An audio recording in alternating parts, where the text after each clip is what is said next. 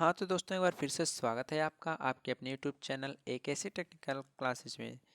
दोस्तों आज हम बताएंगे आपको इन्वायरमेंटल स्टडीज में चैप्टर नंबर आपका 4 चल रहा है और पार्ट 3 है। हमने आपको सॉइल पोल्यूशन के बारे में बताया, उसके सोर्स के बारे में बताया और उसके साथ टाइप्स के बारे में भी हमने बातचीत कर लिया था और इसके कॉजेज क्या हैं यानी कारण क्या है, इसके कंट्रोल क्या हैं और ये सब हमने आपको बता दिया है चैप्टर 4 में ही। तो चैप्टर 4 का सेकंड पार्ट भी आ चुका और फर्स्ट पार्ट भी आ चुका।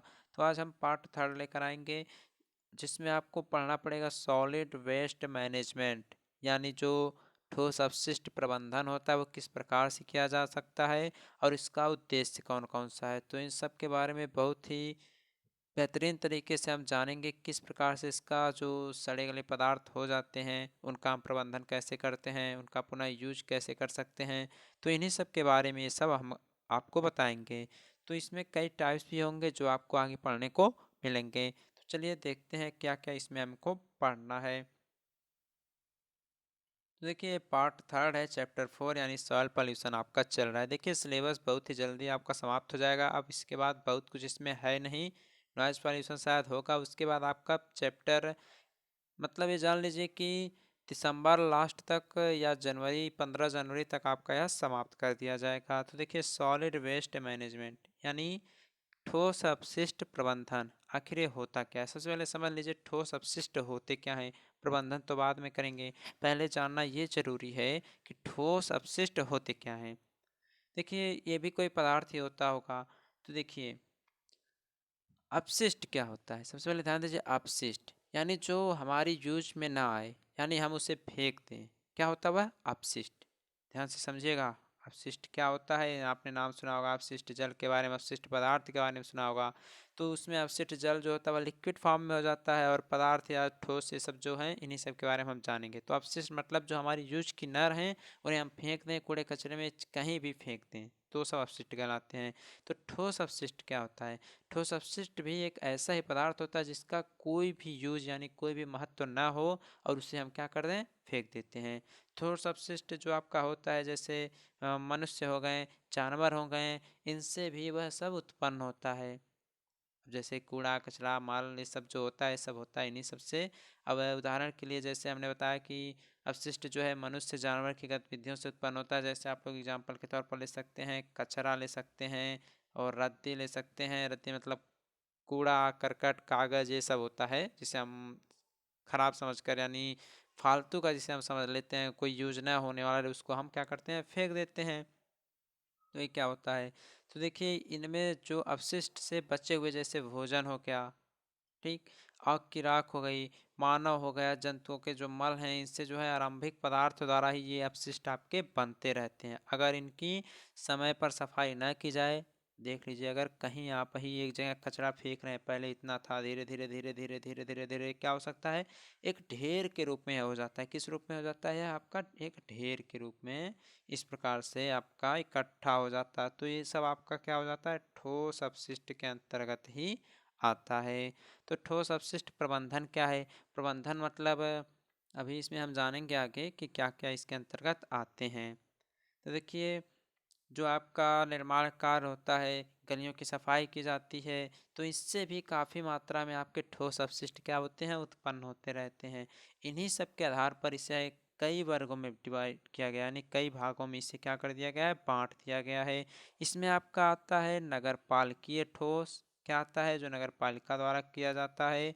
इसमें आपका आता है जैव चिकित्सीय यानी जीव जंतुओं जो चिकित्सा किया जाता है उसके अंतर्गत भी ये सॉलिड वेस्ट उत्पन्न हो जाता है। प्लास्टिक अपशिष्ट होता है, कृषि अपशिष्ट होता है, जंतु अपशिष्ट होता है, खनन अपशिष्ट होता है। तो देखिए जितने भी हमने वेस्ट पदार्थ के बारे में बातचीत किया अभी, जैसे कि कृषि हो गया, जंतु हो गया, खनन हो गया, प्लास्टिक हो गया, औद्योगिक हो गया, जैव चिकित्सकीय हो गया, तो इन सब पे आपके चैप्टर में आपके सिलेबस में टॉपिक भी दिया गया है। ये तो बस एग्जाम्पल है कि अपशिष्ट का, तो इसमें टॉपिक भी दिया गया है। तो उस टॉपिक को भी हम आगे बातचीत करेंगे आने वाली अन्य जो वीडियोज़ हैं उनमें।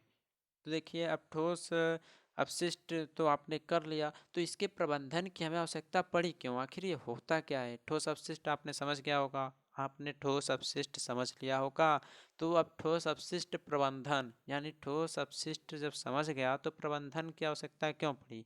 प्रबंधन की आवश्यकता इसलिए पड़ी पहले तो आपने कचरा किया, अपशिष्ट पदार्थों को फैलाया, तो उसको अब एक जगह इकट्ठा करना है। अब उसको किस प्रकार से मैनेज करना है। आप कहीं आपके सामने कूड़ा कचरा गिरा हुआ है, रोज वह गंद मार रहा है, तो आप लोग उसका कुछ ना कुछ व्यवस्था करेंगे कि चलो इसको हटा देते हैं, इसको कहीं इधर उधर कर देते हैं। तो उसी प्रकार से इसका भी मैनेजमेंट की आवश्यकता पड़ी सॉलिड वेस्ट की, यानी ठोस अपशिष्ट की। तो इसी को हम समझते हैं। देखिए, सॉलिड वेस्ट मैनेजमेंट। देखिए, जैसे कि आप लोग ये भी जानते हैं कि जब जनसंख्या आपकी लगातार बढ़ी हुई है, जब आपकी जनसंख्या लगातार बढ़ी हुई है, तो रहन सहन में भी कठिनाई आई है, यानी जगह की कमी होने लगी है। तो इससे क्या हुआ, जब जनसंख्या बढ़ी है तो आपकी आवश्यकता भी अधिक होगी, आवश्यकता अधिक होगी तो आप लोग कूड़ा कचरा भी अधिक करेंगे। तो इससे क्या हुआ, इससे भी अपशिष्ट की मात्रा को क्या मिला है, बढ़ावा मिला है। अब यह भी माना जाने लगा है, यह भी लोग मान रहे हैं कि क्या मान रहे हैं कि जब अपशिष्ट का अगर हम मतलब जैसे कागज़ हो गया तो उसको फेंक देते हैं, लेकिन उसका कुछ यूज भी है। कागज़ को आप लोग फेंक तो देते हैं, लेकिन उसका कुछ न कुछ यूज है। कैसा यूज है अभी आगे हम देखेंगे, इसी में सॉलिड वेस्ट मैनेजमेंट के अंतर्गत ही। तो यही माना जाने लगा कि यदि अपशिष्ट का जो है अगर बेतरतीब उत्पादन जारी रहेगा तो बहुत ही जल्दी इसकी मात्रा में बहुत तेज़ी से बढ़ोतरी हो जाएगी, जिसे संभाल पाना क्या हो जाएगा, बहुत ही मुश्किल होने लगेगा। तो इसी के लिए इसकी आवश्यकता पड़ी सॉलिड वेस्ट मैनेजमेंट की, कि इन कूड़ा कचरों को कहीं इकट्ठा किया जाए, एक जगह किया जाए, जिसमें ये रियूज वाले होंगे, रिड्यूस वाले होंगे, रिसाइकिल वाले होंगे। तो अभी सब जानेंगे। तो इन सब में बातचीत करें, जैसे अगर दिल्ली की बात करें, नाम तो सबने सुना होगा। तो इसमें लगभग 4,000, ध्यान दीजिएगा, दिल्ली में लगभग 4,000 टन जो है ठोस अपशिष्ट प्रतिदिन निकलते हैं, प्रतिदिन उत्पादन होता है, यानी अपशिष्ट का। आप सोच लीजिए, अगर ऐसा आपकी जगह होने लगा, आप जहाँ रहते हैं वहाँ होने लगेगा तो क्या होगा। वो तो दिल्ली वालों से पूछिए, बस कहते हैं दिल्ली दिल वालों की है। तो पूछ लीजिए कैसा दिल वाले रहते हैं, कैसे नहीं रहते हैं। इतना इतना कचरा निकलता है कहाँ से, आपके दिल्ली से, वो भी पर डे की बात कर रहे हैं, पर डे। तो उनसे पूछिए कैसा उनका रहन सहन है। तो देखिए, यही सब है। और इसको हम कम करने के लिए, यानी मैनेजमेंट मतलब एक ही प्रकार से समझ लीजिए कि ठोस अपशिष्ट हमने आपको बता दिया, ठोस अपशिष्ट हमने आपको बता दिया। तो अब यहीं आगे बढ़ा लीजिए प्रबंधन, ठोस अपशिष्ट प्रबंधन, यानी solid waste management, solid waste management. यानी सॉलिड वेस्ट मैनेजमेंट, अगर एक प्रकार से हम अपने जैसे प्रदूषण को कम कर रहे थे, उसी प्रकार से ये भी है कि प्रबंधन, प्रबंधन का मतलब कि जो सॉलिड वेस्ट है उसको हम कम कैसे करें, इसको समझने वाली बात है। तो उसका प्रबंधन के लिए हम आपको 3R कॉन्सेप्ट बताएंगे। 3R कॉन्सेप्ट ये क्या होता है, तो यही जो 3R कॉन्सेप्ट है, इसी के माध्यम से ही हम आपको सॉलिड वेस्ट मैनेजमेंट के बारे में बताने वाले हैं। तो 3R का मतलब यहाँ एक आर, एक आर, एक आर, यानी 3R। तो तीनों आर के अलग अलग यूज हैं, तीनों आर के अलग अलग यूज हैं, तीनों आर की मीनिंग भी अलग है, जो कि आइए हम आगे देख लेते हैं। तो देखिए, तीनों आपके सामने लिखे गए हैं। पहला आर का मतलब है reduction in use of raw materials, यानी कच्चे माल के उपयोग की कमी, कच्चे माल के उपयोग की कमी। यानी जब आप अपशिष्ट प्रबंधन कर रहे हैं, अपशिष्ट को कम करना चाहते हैं, तो कच्चे मालों के उपयोग में कमी लाना बहुत ज़रूरी है। इसके बारे में अभी थोड़ा हम जानेंगे।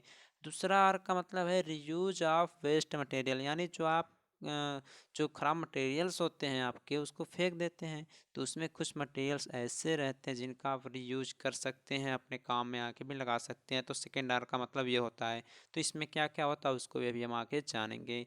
थर्ड है आपका रिसाइकलिंग ऑफ मटेरियल्स, यानी पदार्थों का पुनः चक्रण। जैसे कि अगर बात करें, कोई मटेरियल है उसको गलाकर उससे कोई नया मटेरियल बना दिया जाए, तो तीसरे आर का मतलब ये होता है। तो कैसे कैसे प्रोसेस होता है, इस सबको थोड़ा थोड़ा हम जानेंगे और आपको हम लिखाते हुए भी चलेंगे, ताकि आप लोग अपना नोट्स कंप्लीट करते रहें। तो सबसे पहले देखेंगे reduction in use of raw materials, यानी कच्चे माल के उपयोग की कमी। तो इसमें आप लोग ध्यान से सुनिएगा। जैसा कि आप लोग जानते हैं, जब कच्चे माल के उपयोग में कमी आएगी तो क्या होगा, जब कच्चे माल का हम उपयोग करना कम कर देंगे तो इससे अपशिष्ट के उत्पादन में भी कमी आने लगेगी।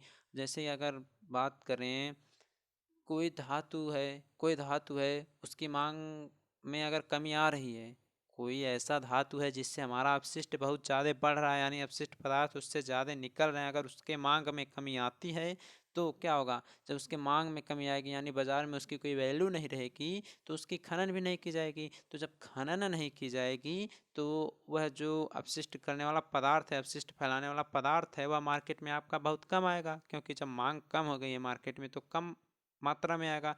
तब जब वह कम मात्रा में आएगा तो जो आपके वेस्ट हैं, सॉलिड या वेस्ट हैं, जो भी अपशिष्ट हैं, उसका उत्पादन भी कम होगा। यानी आप लोग एग्जाम्पल के तौर पर कच्चे माल को ले सकते हैं। तो आप लोग इसको नोट डाउन कर लीजिए, जो हमने बोला बस वही है और कुछ नहीं है।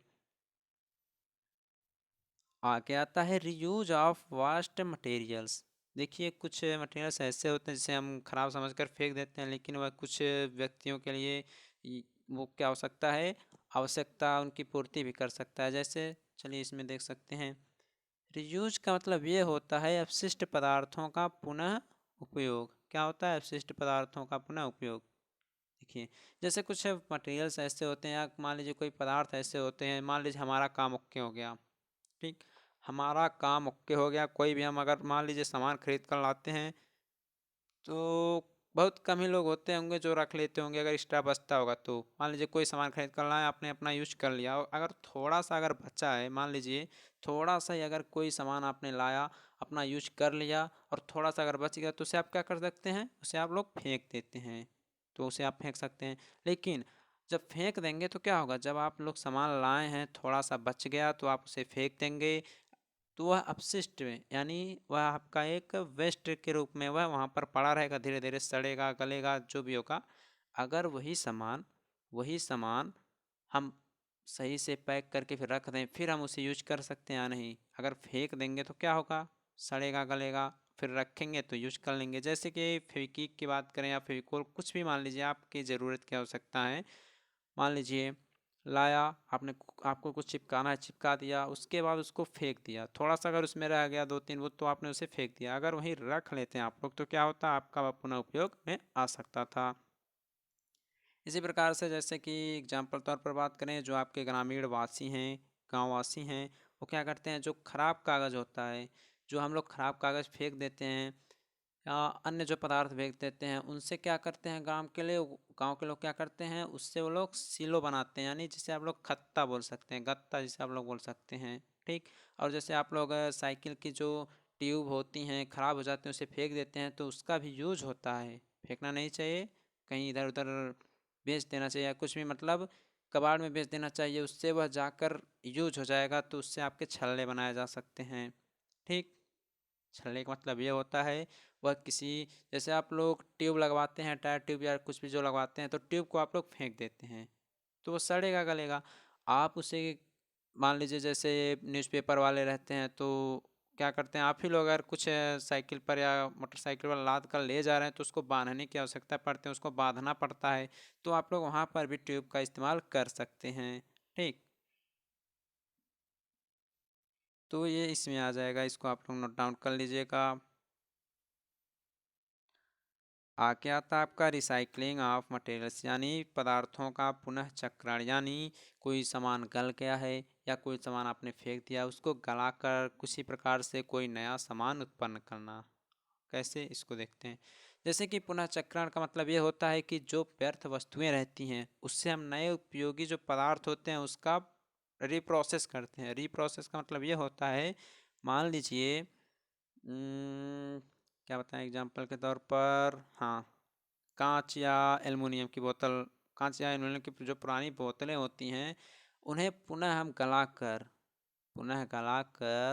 फिर से नया उत्पाद हम प्रोडक्ट उससे बना लेते हैं। यानी पुनः चक्रण का मतलब यही होता है, कोई पदार्थ रहे उसे सड़ाकर गलाकर या किसी भी प्रकार से एक नया मटेरियल उत्पन्न करना। ओके, इसका मतलब यही होता है रिसाइकलिंग का। तो इसको नोट डाउन कर लीजिए।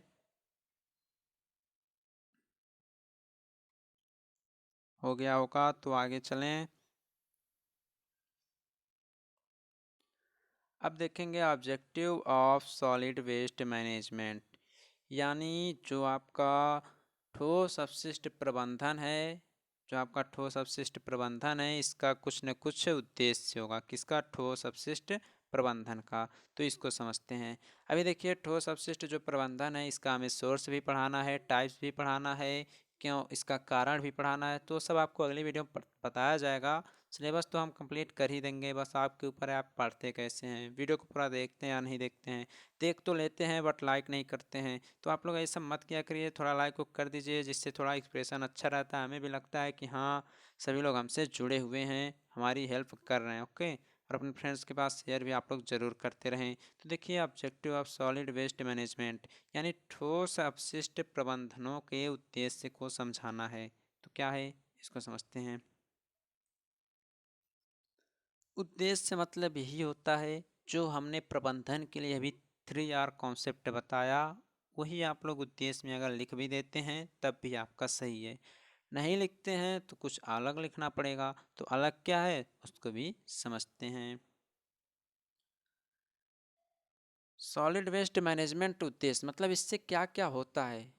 इससे ये होता है, पहला पॉइंट आप लोग खुद लिख सकते हैं, अपने मन से लिख सकते हैं कि लिखना नहीं है, थोड़ा ध्यान से सुन लीजिएगा, आपको समझ में आ जाएगा। इसका मतलब ये हो सकता है कि जैसे सड़ा गला पदार्थ है इधर उधर फेंकने के बजाय हम उसे किसी को दे दें, वह अपना यूज कर लें। जैसे ट्यूब की बात हमने किया था। तो इसमें आप लोग ये लिख सकते हैं कि ये इसके द्वारा क्या होता है, जो पुनः चक्रण की मात्रा होती है उसको अगर हम बढ़ा दें तो जो सड़ने वाले पदार्थ होते हैं उसकी मात्रा कम होने लगती है। यानी ये कहने का मतलब इसका ये है, कह ये रहा है कि जो आपके सड़ने वाले पदार्थ हैं, जो आपके पदार्थ सड़ जाते हैं, उनमें अगर हम रिसाइकलिंग प्रोसेस कर दें तो उससे हमारे नए नए प्रोडक्ट बनने लगेंगे। इसके कहने का मतलब यही था।